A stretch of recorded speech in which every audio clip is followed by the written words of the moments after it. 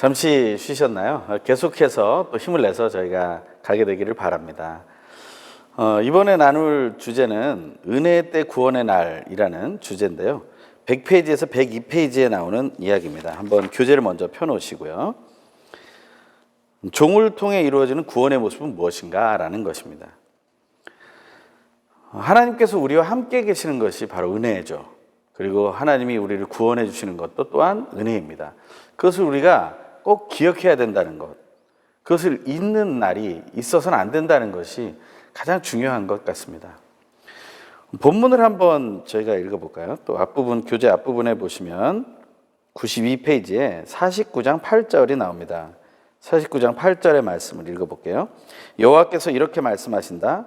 은혜를 베풀 때 내가 네게 대답했고 구원하는 날에 내가 너를 도왔다. 그러므로 내가 너를 지키고 너를 백성들의 언약으로 삼겠다. 그 땅을 일으켜서 폐허가 된 기업들을 다시 세우고. 하나님께서 은혜를 주시겠다라고 말합니다. 그 은혜라는 것에 대해서 우리는 잘 기억해야 되는데 바로 첫 번째 질문입니다. 우리 파워포인트 보시죠. 하나님의 종으로 살아가는 현재는 무엇인가? 라는 거예요.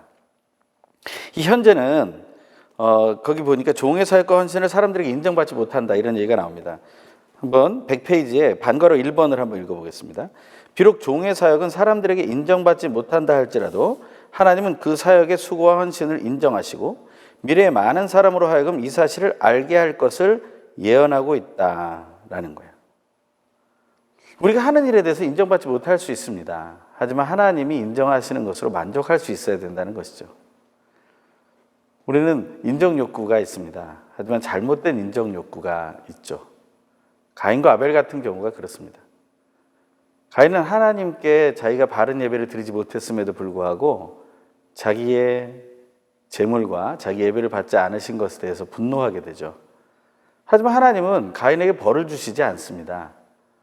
가인이 개인적인 감정 속에 빠져서 분노하고 자기 동생을 미워하는 마음으로 가게 될 때 하나님은 두 가지 상황을 알려주시죠. 첫 번째 상황은 네가 분노하고 있기 때문에 죄를 지을 가능성이 높은데 죄의 소원이 너에게 있다라는 것을 말씀해 주십니다. 다시 말하면 죄를 지을 수 있는 능력도 있다는 거예요.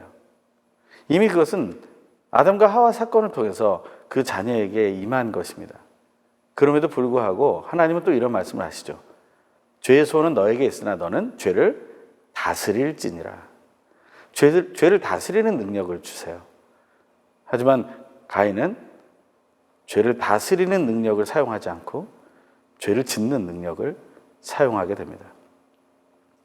이처럼 잘못된 인정 욕구는 우리를 죄로 인도하고 그 죄를 더욱더 깊이 짓게 하는 것입니다.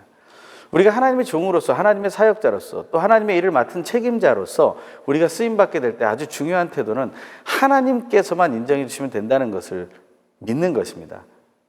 그런데 하나님 어떻게 하시겠다는 거예요? 하나님 인정해 주시겠다는 겁니다. 그것은 그냥 입술로 하는 립서비스가 아닌 거예요. 하나님이 인정해 주시겠다라는 말씀은 신약의 이런 구절과 연결되죠. 너가 낮아지면 내가 너를 높일 것이다. 하나님은 우리를 높여주실 것입니다. 그 사실을 믿으면서 감당해야 된다는 것이죠. 하지만 그 사명이 어떤 사명이라고 했습니까? 고난 중에서 살아있는 하나님의 말씀을 전파하는 것이라고 했잖아요. 거기에 대해서 두 번째 얘기는 고난 중이나 하나님과의 동역이 은혜임을 증거해야 된다라는 거예요. 반괄호 1번 교재 100페이지에 보시면 그 아래쪽 계속 읽을게요. 그리고 역설적으로 하나님께 쓰임받는 종들은 고난을 받게 되어 있음을 암시하고 있다라고 얘기해요. 거기 보니까 멸시를 당하고 미움을 받고 종이 되는 고난에 대한 이야기를 한다는 것이죠. 그것은 사도행전 9장 15절 16절에 사도 바울이 회심하는 그런 장면에서 나오는 구절이죠. 한번 같이 읽어볼까요? 시작. 그러자 주께서 아나니아에게 이렇게 말씀하셨습니다. 가거라, 이 사람은 이방 사람들과 왕들과 이스라엘 사람들 앞에서 내 이름을 전하도록 선택한 내 도구다. 내 이름을 위해 그가 얼마나 많은 고난을 당해야 할지 내가 그에게 보여줄 것이다.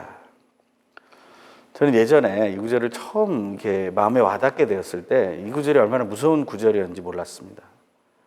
그런데 후에 고린도후서 11장 21절에서 27절 사도 바울이 자기가 받은 고난에 대한 얘기를 쭉 풀어놓는 장면이 있습니다.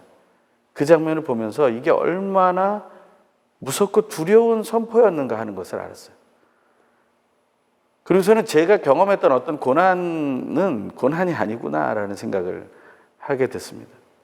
하나님을 위해 내가 이런 고난을 받을 수 있을까? 이런 고난 속에서도 내가 하나님을 따르고 순종할 수 있을까? 또 사람들의 의심하고 분노하기 쉬워하는 이런 관계들이 어떤 관계적인 문제와 폭력성을 불러일으킬지 모르는 상황 속에서 우리는 정말 그 고난을 뚫고 하나님의 말씀을 붙잡고 나아갈 수 있을까? 그런 질문을 해보게 됩니다. 그런데 반가로 이번에 보면 여기 또 얘기하고 있죠. 하나님이 하나님의 구원 사역을 수행해가는 종을 도우시며 그를 백성의 언약으로 삼으시고 잡혀있는 자들과 흑암 속에 있는 자들을 자유하게 하시고 광야의 위험으로부터 보호하시며 샘물 근원으로 인도하실 것을 예언함으로 종의 사명은 반드시 성취될 것임을 암시한다. 이것은 무엇을 얘기합니까? 하나님이 함께 해주시겠다는 거예요. 고난 속에 있지만 하나님이 함께 계시기 때문에 우리는 그 일을 감당해낼 수 있다는 것입니다. 이것이 바로 은혜의 때이며 구원의 날인 거죠. 그냥 단순히 기쁘고 좋은 날만은 아닙니다. 그날은 힘들고 어려운 심판의 날일 수 있습니다. 고통의 날일 수 있습니다. 하지만 하나님이 함께 계시기 때문에 가능한 것이죠. 우리 이런 찬양을 잘 알고 있습니다. 하나님께로 더 가까이 갑니다. 고통 가운데 계신 주님, 변함없는 주님의 사랑, 영원히 주님만을 높이리. 하나님은 고통 가운데로 찾아오시는 분이죠. 우리도 이제 그러한 결단을 해야 될 때가 다가오고 있다는 사실을 알게 되기를 바랍니다.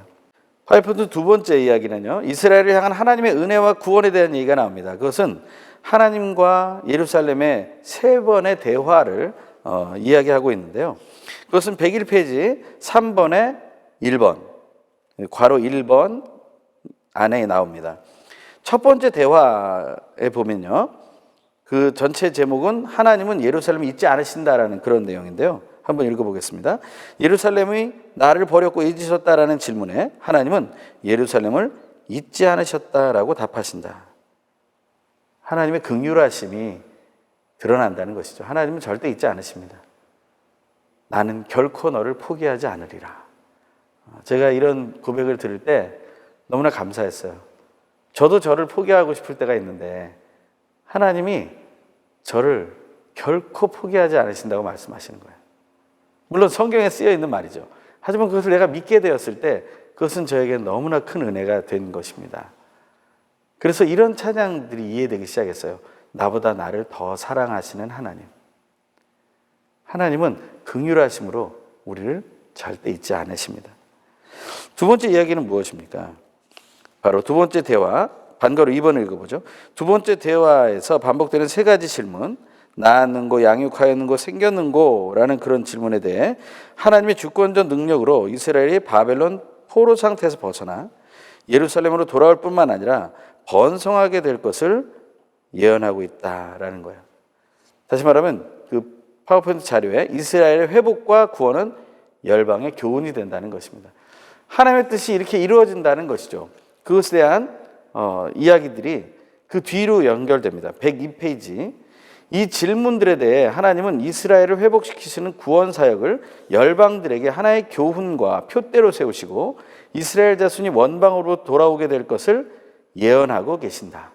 하나님은 일을 이루신다라는 것이죠. 이 일을 누가 할 수 있습니까? 이 역사를 주관하고 이끌어가는 존재가 누구입니까? 바로 하나님이시다라는 거예요. 세 번째는 무엇입니까? 파워포인트 보시면 하나님이 친히 이스라엘의 강한 용사가 되신다라고 얘기합니다. 102페이지 아래쪽에 보면 반가로 3번 세 번째 대화가 나오는데요.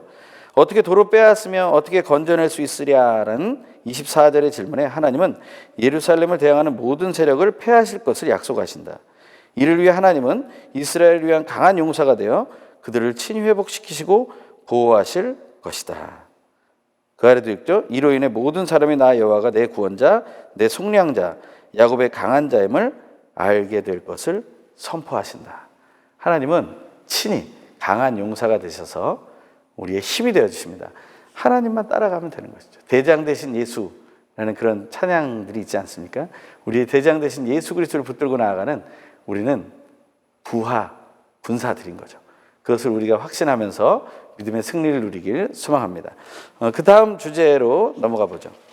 그 다음 주제는 남편이신 하나님이라는 주제입니다. 남편이신 하나님에 대한 얘기가 나오는데요. 타이틀이 이혼 증서와 이스라엘의 회복이라고 103페이지 괄호 2번에 나옵니다. 여기에 대한 이야기에서 일단 첫 번째 한번 파워포인트를 보시죠. 하나님은 이혼 증서를 써주신 적이 없다라고 얘기한다는 거예요. 이것은 무엇을 얘기합니까? 배경구절은 신명기 24장 1절에서 4절이에요. 이 이야기는 이혼할 수 있다라는 게 모세의 법이라는 거예요. 하지만 그가 이혼한 다음에 다른 남자에게 시집가는 것을 막을 수는 없다. 왜냐하면 그 남편의 소관에서 벗어났기 때문이라는 거예요. 하지만 다시 재혼할 수는 없다라고 말하는 것이 신명기 24장의 내용입니다. 하지만 호세아에서는요, 3장 1절에서 5절에 보면 이 고멜이라는 여인을 호세아가 취하는데 이 여자가 음란한 여인입니다. 사실 정결한 여인이 아니에요. 그런데 결혼을 해서 새 아이를 낳습니다. 그런데 이 여인이 또 도망쳐서 다른 남자와 결혼해서 살고 있는 것이죠. 물론 정식 결혼을 한 건 아니겠지만 그럴 때 하나님 뭐라고 얘기하시면 네가 가서 다시 그 고멜을 데리고 와라. 그런데 그냥 데려오는 게 아니라 값을 치르고 데려와라 라고 얘기하세요. 그래서 호세아는 그 원래 더럽고 추한 여인을 아내로 삼은 것도 힘들었는데 도망쳐버린 남편과 자식을 버리고 도망쳐버린 그 여인을 또 그 사람에게까지 가서 값을 지불하고 다시 데려오는 거예요. 이게 무엇을 얘기합니까?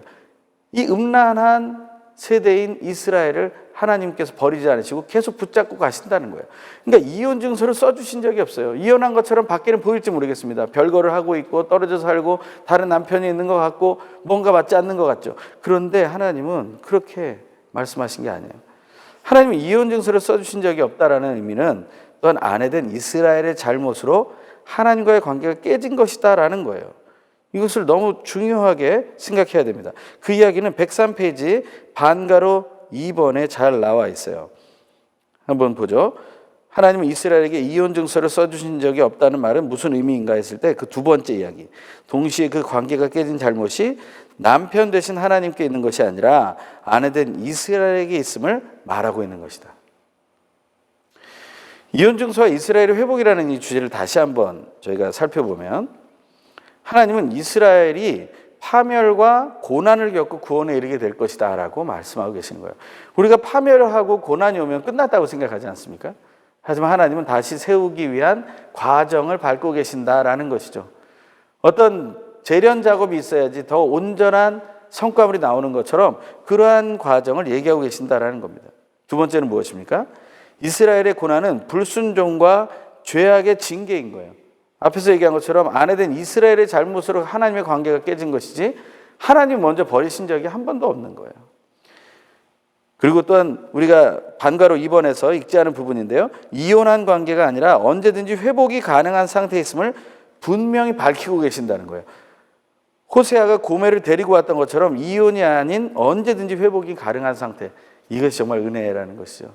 이 남편이신 하나님은 책임지고 이끌고 가시는 분이라는 사실을 알게 되길 바랍니다. 얼마나 더럽고 추해지고 음란해져서 다시는 받아들이고 싶지 않을 텐데 그것을 사랑하기 때문에 받아들이신다는 것, 이게 얼마나 놀라운지 모르겠습니다. 네 번째는 이스라엘을 향한 하나님의 사랑은 변함이 없다는 거예요. 저희가 잊지 않는다, 절대 잊지 않는다 그랬잖아요. 하나님의 사랑은 변함이 없습니다. 그 이야기를 한번 읽어보죠. 반괄호 3번에 그 아래 화살표 있는 데입니다. 그러므로 이혼 증서 비유의 핵심은 비록 이스라엘은 하나님께 패역하고 불충하고 있지만 그들을 향한 하나님의 사랑은 변함이 없음을 강조하는 하나님의 선포이다. 우리가 이런 사랑이 정말 변함이 없음을 우리가 배우게 되기를 간절히 소망합니다. 하나님께서 우리에게 주시는 복은 우리 남자 여자가 만나서 부부가 되는 것인데 이 시대는 그것을 자꾸 깨고 있죠. 우리가 사람이 나누려고 하고 있다는 거예요. 그렇지만 그것을 하나님께서는 막고 계세요. 아직도 막고 계십니다. 우리 질문에도 나오지만 현상에 많아지고 있는 이 이혼과 그런 또 잘못된 결혼에 대한 개념들, 이런 것들은 하나님 앞에서 다시 정리되기를 원합니다. 우리가 하나님이 정말 변치 않는 사랑으로, 잊지 않는 사랑으로 붙잡아 주시고 더럽고 추해졌지만 서로를 받아주시는 사랑으로 서로를 맞이하게 되기를 간절히 원한다는 것입니다. 그 다음 주제로 넘어가 보죠. 의연한 하나님의 종입니다. 이 이야기는 104페이지부터 107페이지가 쭉 나오는데요. 제가 그 교재를 다 읽지는 않겠지만 하나님의 종의 정체가 나옵니다. 어떤 정체입니까? 하나님의 부름받았으나 불충한 이스라엘은 아니에요. 다시 말하면 불충한 이스라엘이 이제 종의 노래에 나오는 하나님의 종은 아니라는 거예요. 왜냐하면 그들은 사명을 실패했다고 말하지 않았습니까? 하지만 여기서 1인칭 종의 모습이 나온다고 했어요. 제일 처음에 첫머리에서도 교재 첫머리에서도 1인칭 종에 대한 이야기가 나오는데요. 그는 여호와의 종이며 이상적인 종입니다. 다시 말하면 예수 그리스도이시며 메시아인 존재를 얘기하는 것이죠. 그런 하나님의 종의 태도는 어떻습니까? 그것은요, 첫 번째, 하나님을 주와 언약의 보호자로 고백하는 것이라고 얘기하고 있어요. 104페이지에 괄호 1번에 반괄호 1번입니다. 읽어보죠. 4절에 기록되어 있는 종의 고백, 주 여호와는 하나님을 주와 언약의 보호자로 고백하는 것이다. 근데 다른 데서는 여호와는 주로 언약, 엘로힘은 창조, 주권 이런 것을 얘기했다고 얘기하는데 여기는 여호와라고 말하고 있다는 것이죠. 두 번째는 고난 속에서도 하나님을 신뢰하며 사역을 감당해야 된다 이런 이야기가 나옵니다. 하나님이 고난 중에 우리를 붙드시지만 하나님 안에서 우리는 흔들리지 않는 믿음을 가지고 있어야 된다는 것이죠. 하나님을 신뢰하는 그 신뢰가 우리를 의연하게 만드는 기초가 된다는 것입니다. 그래서 고난 속에서도 사역을 감당해야 된다는 것이고요. 세 번째는 하나님께 배우고 백성을 가르치는 학자의 사명이라고 말하고 있습니다. 거기에 대해서는 104페이지에 나오는 반괄호 2번입니다. 읽어볼게요. 학자는 가르치다와 배우다라는 의미를 모두 포함하고 있는데 첫 번째 언급된 학자의 하는 가르침을 두 번째 학자같이 알아들음은 배움을 의미하고 있다.